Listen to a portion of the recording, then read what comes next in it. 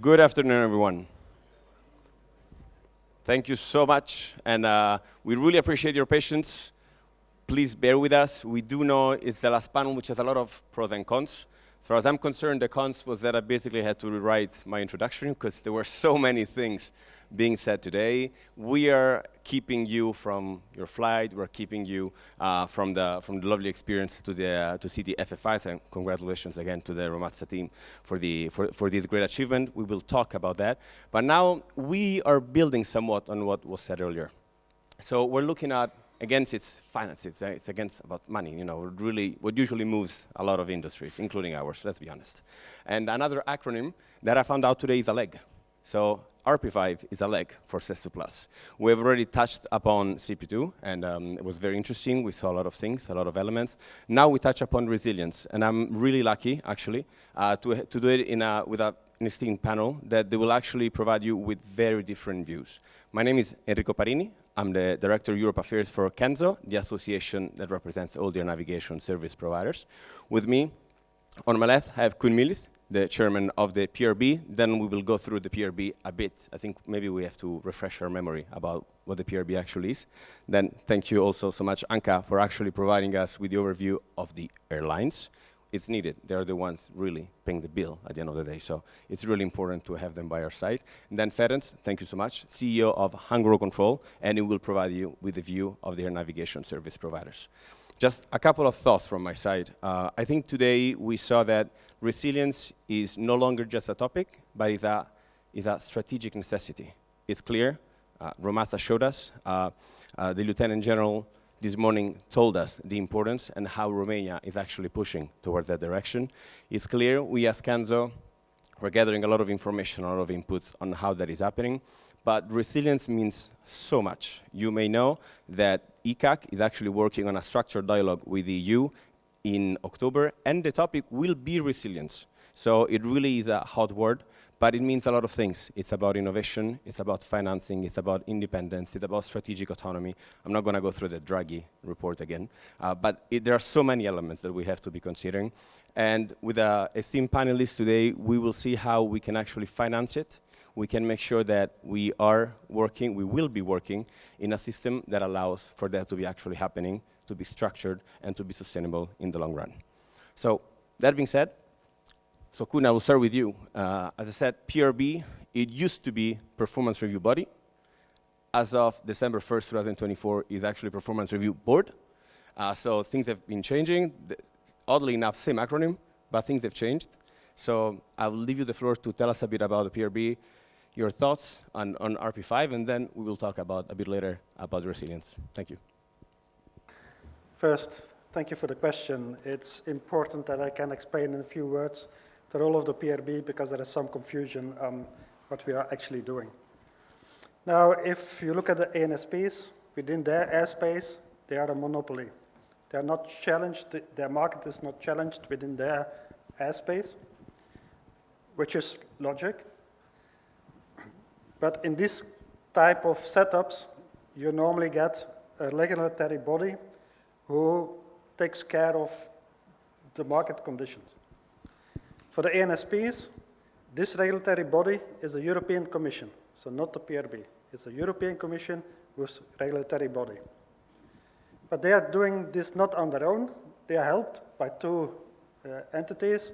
One is the NSAs in each of the countries, and one is the PRB. So what is the PRB? We are 7 independent experts, supported, very well supported, I have to say, by a secretariat, and we advise the Commission on their role as a regulatory body. So that's the basis of what we do. We have legislative framework for this. That's a CES2+.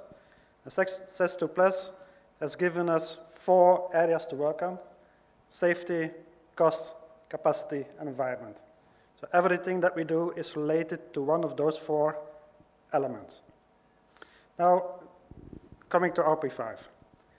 We started working a bit less than 4 months ago, so it's quite new. On the one hand, we are working on RP4 still. We are evaluating the revised performance plans, and we are working on the guidance material to help the different ANSPs and countries to move along. But we are not doing structural changes. RP4 is running. We cannot rework the entire system that is up and running now. So basically, we started already working on the next period being RP5. How did we do it? We took a number of steps. First step is within the structure of the PRB, there are some people assigned especially on RP5. So I don't want them to work on RP4 anymore. Some of the people are dedicatedly working on RP5. We started up a number of working groups. We have working groups with Eurocontrol, for example. We have working groups with EASA. And then we launched 2 studies, one on the modulation of charges, and the other one that needs to help us prepare RP5. And in this study, you have 2 parts. You have a part looking backwards. So we ask consultants, please give us an idea of the previous RPs, RP3 and as part of RP4, and let's see what went good, and let's see what went wrong, and where we need to change. And then the second part of that study will be, okay, and now give us some proposals for how to do it in the future. Now, what is important is that we want to do it together with the stakeholders. So we ask the consultants, please, questionnaire, interviews, workshop with all the stakeholders around the table to discuss. And then last but not least, we are asking all the stakeholders for a vision paper. We want to have your ideas. Idea is to collect as much ideas as we can. So that's where we are now, right now after 3.5 months of work. So things are being structured now. So let's say we are looking at the past. We have to know what happened. We have to know, to understand what did work, what might have worked better, to see if there's anything that actually needs fixing. And so if we look at how, for example, resilience has been happening in the past, I don't know, Anka, what kind of a, from your perception, so you actually are responsible and you look at the matters for IATA related to the Eastern Front, so basically going from Croatia, moving up to Budapest, if I'm not mistaken, so including also Hungary, and even further. So please, resilience has a lot of meanings. Today we have been focusing on, of course, on what is happening following the Russian invasion in Ukraine, but we have, unfortunately, also the president of COVID. So also from your point of view, what is resilience? What did you learn from the past in terms of resilience? And then we will talk potentially about what we can do later.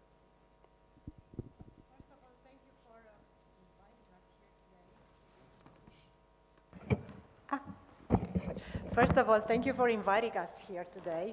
And second, I would like to mention that I'm not the ATM expert. I'm the IATA local, and by local we mean a regional manager for Eastern Europe.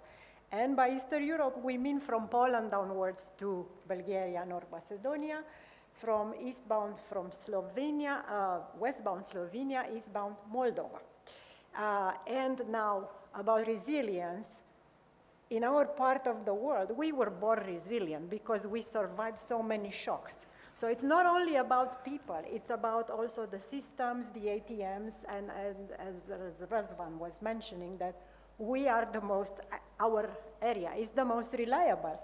I mean, no strikes, nothing. Everything goes smooth, and we accommodate the traffic, and we have been through shocks over these years for quite a while. From the airline perspective, now moving to the broader picture, the last years have fundamentally reshaped the way how we think about the ATM resilience, because COVID was the turning point. However, even with traffic dramatically decreased below the 2019 levels, we saw the performance in many parts of Europe deteriorate, not improve. That exposed something that airlines have been signaling for years. The system is structurally fragile. It struggles not only during the peaks, but also during the shocks, recovery phases, and volatility. And since the COVID, we are living from a crisis to another. geopolitical disruptions, war in Ukraine, Middle East unrest, inflation, climate-related constraints. So they all come onto a network that already lacks flexibility and suffer from fragmentation. We feel it every day. I mean, the airlines feel it every day, and you, the passengers, because we all fly here. Delays, reroutes, lack of contingency mechanism, and limited ability to adapt the network. So this is, when we speak about resilience, it's not once-in-a-generation crisis response. It must be our day-to-day operation, because the airlines are embedded in our operational requirements. It means predictable operations, robust staffing, and we don't want to get into staffing here, scalable capacity, and a system that can continue to deliver performance even when the environment around it changes. So, you want to tell you more? What we need? First, we need meaningful investment in ATM modernization. Digitalization, Cesar, all the upgrades that are properly coordinated and cost-effective. We're not going to the cost thing. Second, defragmentation and a regulatory framework that actually drives performance. And third, better foresight and transparency. The work on performance monitoring, forecasting, trajectory optimization, this is essential for the airlines to anticipate constraints rather than firefight them. Of course, thank you for that. Of course, there's a lot of elements that must always be considered, and that's what we have to work on. Make sure that the system is more flexible, make sure that there's some people maybe in some fields call it the buffer. So, the possibility to provide further flexibility, but as you know, that usually comes with a price tag.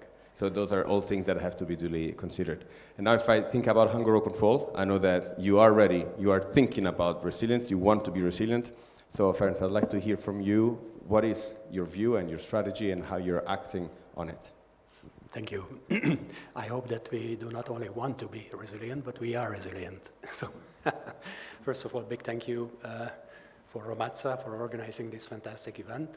And I think what is really important in terms of resilience as well is the fantastic cooperation that we have, for example, with Romazza, because it was mentioned several times during the day, what levels should ATMs be operating and looking for strengths. And I think the cooperation that we have with Romazza is absolutely fantastic. And the free route airspace, which we have cross-border, and also we are just devising a new airspace. Romazza is devising a new airspace. We are devising a new airspace, and we are basically talking every day. So I think it's a very good example that things should not come as a pressure from the top, because if ANSPs are quite up to the task, then I think they themselves will find the ways.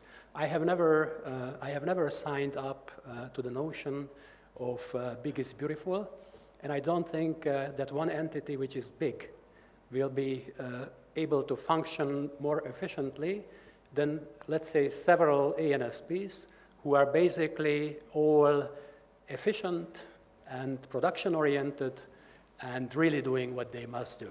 So this is my firm belief, because a network is not efficient because it's a single big entity, but it's efficient because all the elements in the network are basically working on their own efficiencies. And this is whereby I also think about resilience, because for me, the first and foremost importance is the airlines. Yeah, the airlines are paying our bills. And I tell this to my guys. I'm a CEO for the past 1.5 years. I'm very lucky, because I came from the consulting industry, which means that for 20-25 years, I've been running my own company. And if you are an entrepreneur running your own company, you have to be bloody resilient, if you want to stay alive. So first of all, my first message is the management. Yeah? I think managements should have a philosophy which entails resilience. Otherwise, they cannot really convince their people, And Hungaro Control was one of the worst delaying companies in 2024. The delays were 2.6 minutes per flight, And in 1 year, we have improved 80%, 80. So we went down to 0.6 minutes per flight. How could we do that? You can ask that, yeah? It's because my people were really resilient and they were really up to the task, yeah? But maybe things were not done properly. And resilience, therefore, is a philosophy, in my opinion. But resilience has many, many elements, but at least it has 3 important elements. One is the ATCOs, for sure.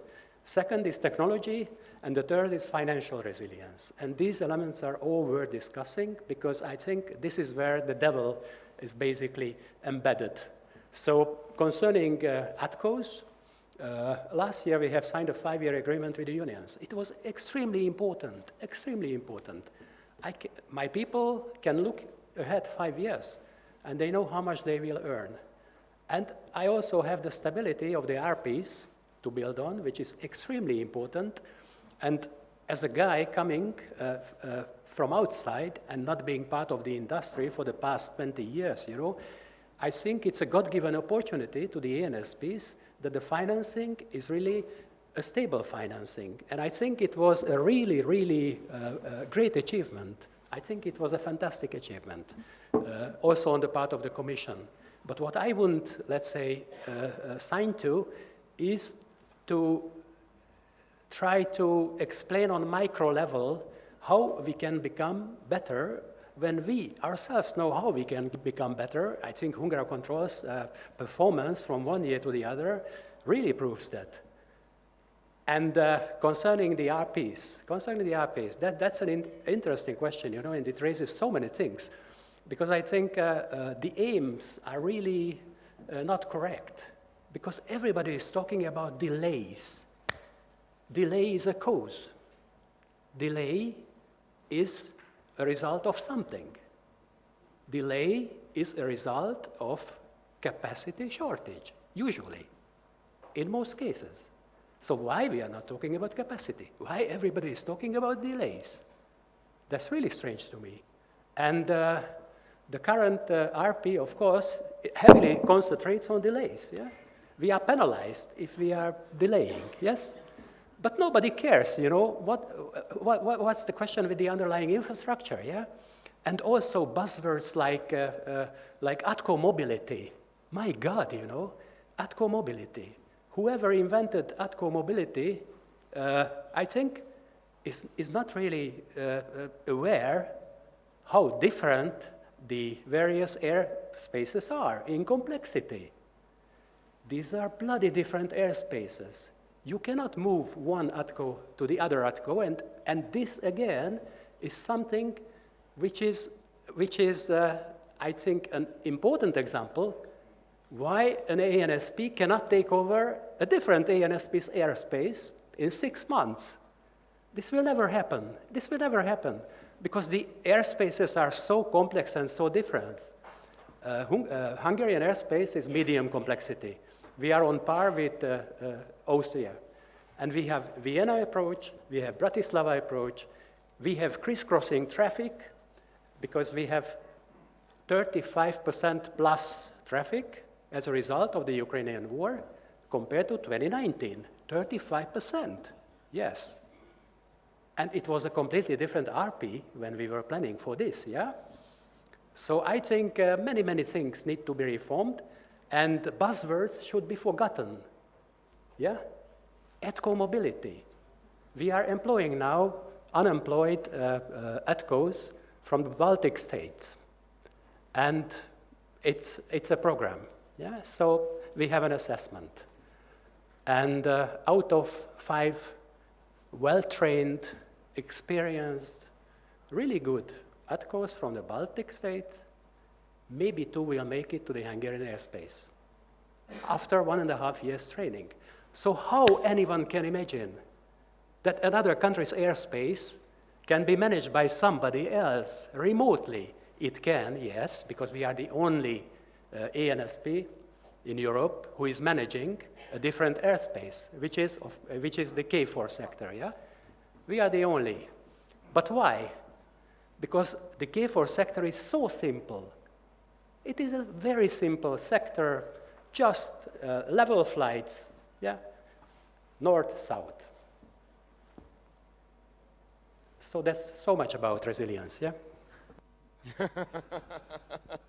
Just to set the scene, let's say. So of course, congratulations on the results. It is clear that capacity was there. You know, that's what I will say. It's the management is important. I think one of the main messages that we also heard today was the fact that we have to go beyond speaking about ATM resilience per se. We have to talk about aviation resilience as a whole. We have to make sure. There was also a question in the previous panel about, okay, we can look at capacity on the ATM side, but we have to consider airport. We have to see if everybody can actually embed and accommodate the new traffic. As you can imagine, of course, Koen told us that a lot of activities are already being undertaken within the PRB. Of course, as Kenzo, all the CEOs have already met more than once, as Ferenc knows very well, and we've actually come up with a few plans and a few activities and a few proposals for the European Commission, but there will be another time. So considering also where we are, what we've been hearing, then we will hear a bit more about the expectations from IATA in terms of RP5. What are the PRB's view on how we can make sure that that buffer we were talking about, that resilience, that capacity, then we can talk about the word capacity, meaning delay, meaning throughput, that Kenzo strongly supports. So what are the means that you will have and you feel like you can leverage to make sure that RP5, as per the name of our panel, will actually enable further resilience in the whole aviation system, so going beyond ATM? Koen. Well, first of all, nice to hear, Ferenc, that you appreciate the stable financing via the RPs. So that's good to start with. When I got the question to join the panel on resilience, I was thinking, well, what do we actually do in terms of resilience? And basically, there are three areas where we're either working on or want to work on. First area is, if you look at the system as it is today, it is designed to cope with relatively small changes, though not with real disruptive ones. If we're looking at COVID, for example, if you ask me whether the PRB at this point of time is ready, fully ready to cope with such a new crisis, not really. We probably do better than before, because there are some lessons learned, but we are not really ready to cope with full-scale disruptive events. So that's the first thing we want to work on. And the way we are doing this now is we are looking at the figures from Eurocontrol on what would happen if the Russian aggression in Ukraine stops. It will have some serious effects on a number of countries. So we are examining this, and the idea is to come up with some procedures within SES2+ framework, but nevertheless with some procedures that should help countries to cope with it fast. And that's a nice starting point to create a bigger structure that should help us to cope with different types of disruptive events. A second thing is the system as it is today, the performance plan system, lacks a bit of flexibility. And that we should address in RP5. RP4 is up and running, as I said, so that's not possible, but RP5, it should be possible. Nevertheless,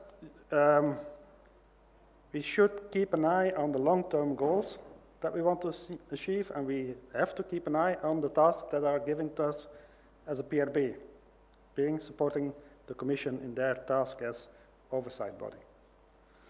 And then, last but not least, we talked a lot about innovation, and I'm deeply convinced that innovation is really important for the sector, for the entire sector, at short, medium, and long term, definitely. So it's my real conviction that we as PRB also should try to stimulate innovation. And that's something we want to do in RP5. But the challenges are huge. I've made a small list. Today we talked about open architecture that need to be stimulated. We talked about synchronized implementation. We talked about interoperability. We talked about CP1. We talked about CP2, CNS, ATM master plan. You see, the challenges are huge. So my call is for all stakeholders, for Cesar, for the Commission, Eurocontrol, and EASA, let's engage in a conversation and let's put some lines that we as a PRB can stimulate in the next performance plan. So that were the three elements that I wanted to put on the table. So that's a nice shopping list, I would say. And it looks like Ferenc is eager, actually, to Yeah, answer actually, that. it was music to my ears, you know, what Ken was saying. And it's really great that you are thinking along those lines, you know, because flexibility for sure is a big issue for all of us, yeah? And we are always discussing flexibility, and I think the whole thing is stemming back from COVID, when basically everybody was suffering like hell, you know, but it takes forever to modify a plan within the RP, and of course this should be reformed. And maybe one comment, yeah? So I think you mentioned, Con, that you are not going to reform RP5, depending on what we call reform. Because, for example, if we go forward on the idea of financing capacity, yeah, because basically airlines have financing capacity in the RPs, then why couldn't such a system be put into place where basically it is the variation of capacity which is measured as terms of performance, and what Hungaro-Control believes that basically the private market in terms of financing is quite mature, yeah, we think. And we believe that the community of ANSPs present a significant financial power.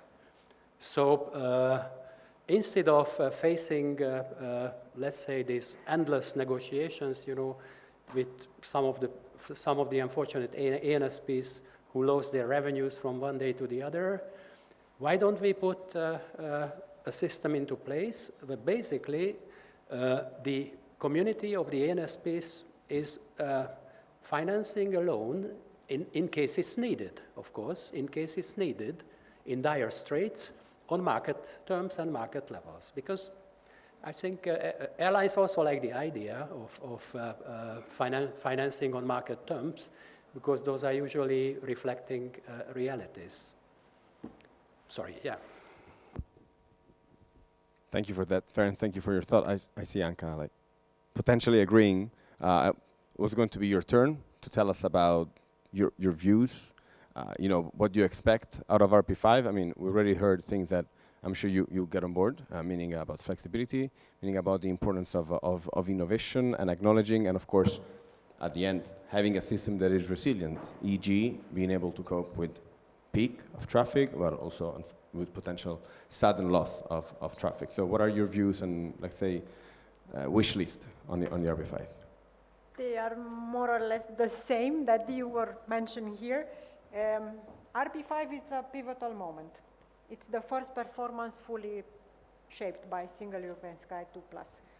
And airlines expect to deliver a system that is more predictable, more coherent, and fundamentally more resilient. So we need, first of all, the RP5 to recognize that capacity, cost efficiency, environment, and safety are not KPIs that are working in isolation. They need to be interconnected. Second, flexibility is welcome, but it must stay within strong network guide rails. States and NSPs should have the room to adopt locally, but not at the expense of the predictability or the coherence of the whole European network. Resilience, of course, it's the third, it's not the last.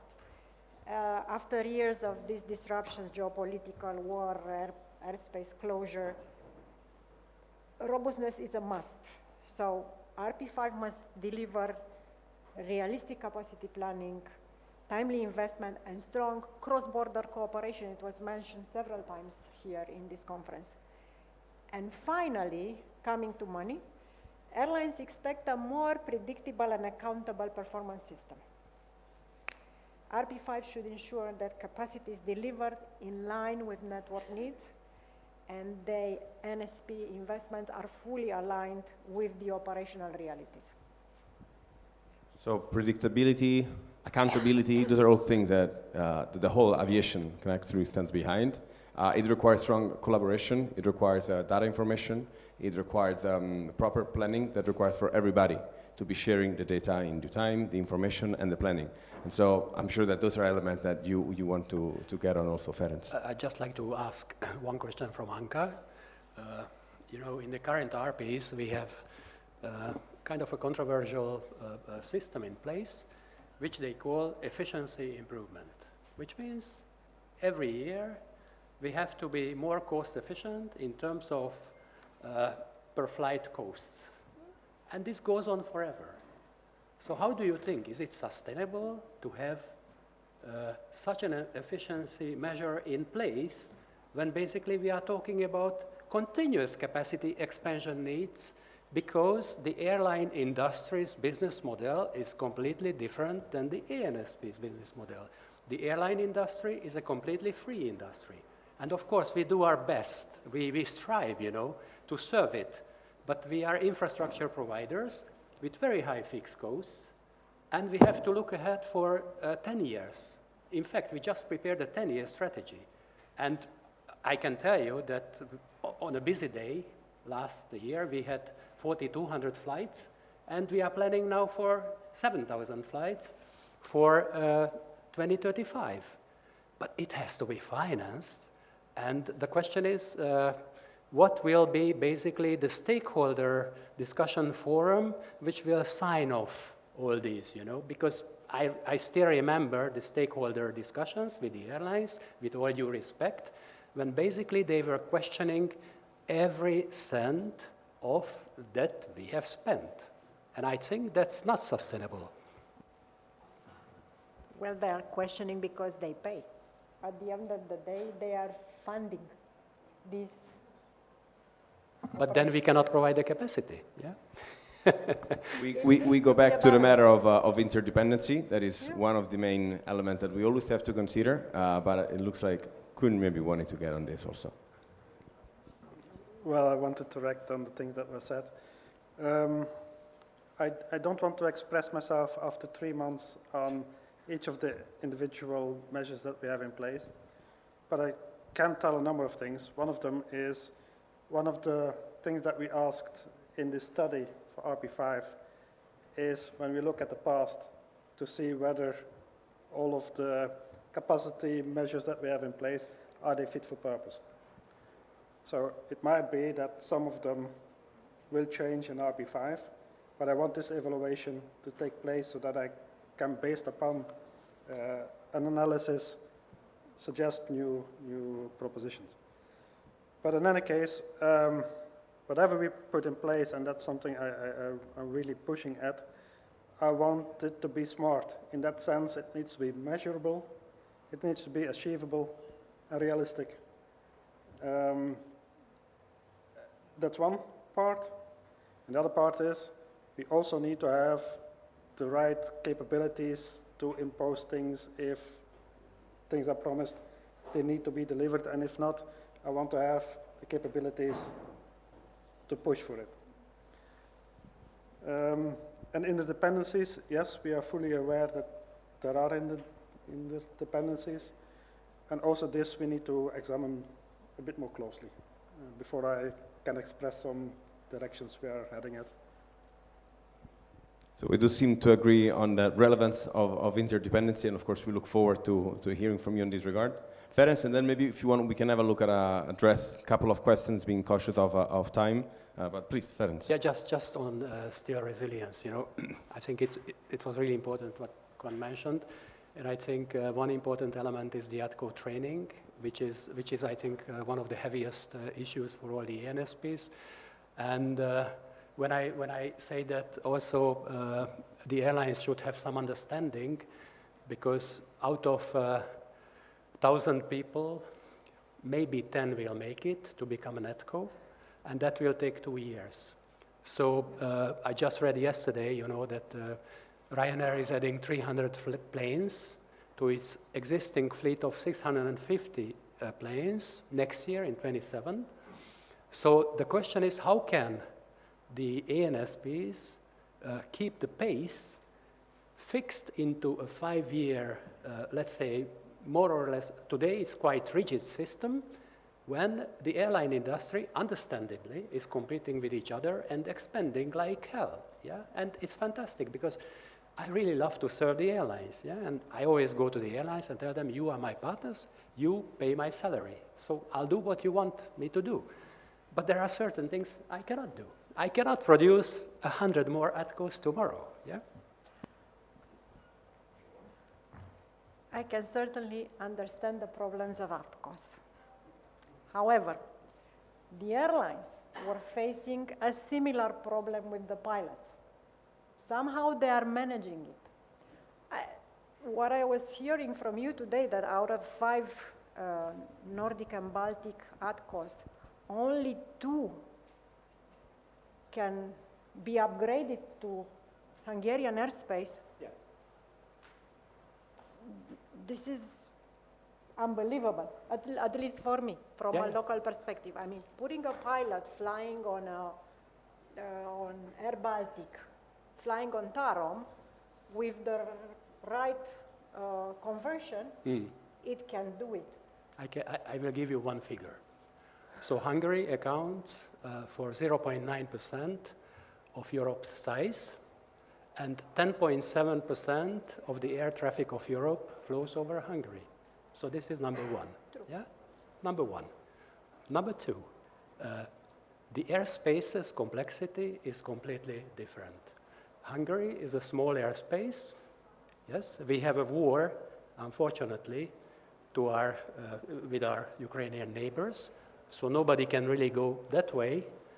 And we have Vienna, we have Bratislava approach, we have Budapest approach, and these are all vertical movements which extremely complicate the air traffic navigation, and certain people simply are not suitable for this mentally, to handle this pressure. And also in Hungary's case, and it's good that we talk about this, during the summer, when we have incredible traffic, sometimes in our airspace, 30 to 40% of the flights are intruder flights, which are flights which are not coming based on their initial flight plan. They are coming on different altitude, they are coming at different times, and they are coming at different directions. Then we are anticipating them.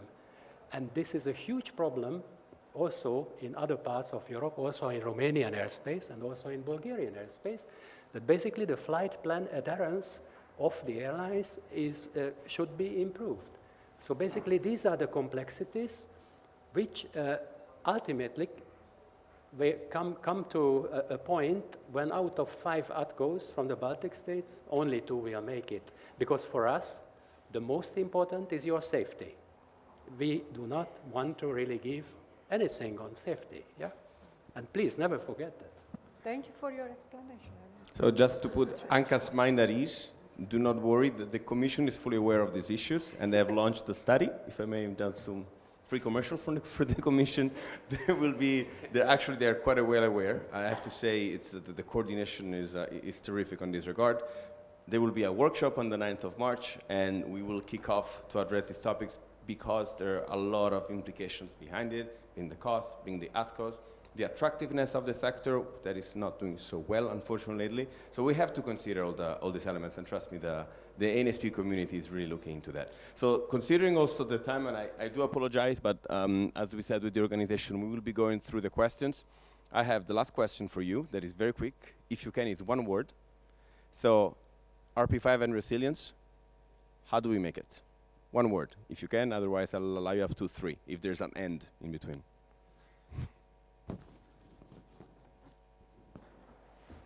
Strong collaboration with all the stakeholders. Collaboration, 1, it's okay, you got it. Please, Anka, can be. Resilience is something that we build together with purpose and courage. Thank you for that.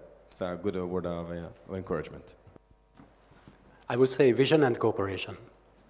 Couldn't agree more. So if you allow me, now we're finally ready for actually seeing the beautiful technology that Romatsa has successfully implemented. I would like to thank everybody for having chipped in, everybody also asking the questions. I would like to thank the panel for the very engaging exchange that took place, and thank you so much, everybody. Thank you.